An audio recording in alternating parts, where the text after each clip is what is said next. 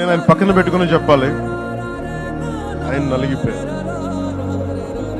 నలిగిపోయారు. జైల్లో చూశాను ఆయన. పాపం భువనేశ్వర్ గారి బాధను చూశాను. నేను అనుకున్నాను, అమ్మ మీరు కన్నీళ్ళు పెట్టకండి, మంచి రోజులు వస్తాయని చెప్పి మంచి రోజులు వచ్చింది. వారికి మనస్ఫూర్తిగా వారికి నా హృదయపూర్వక శుభాకాంక్షలు. మీరు అద్భుతమైన పాలన ఇవ్వాలి అందరికీ మనస్ఫూర్తిగా నేను తెలియజేసుకున్నాను.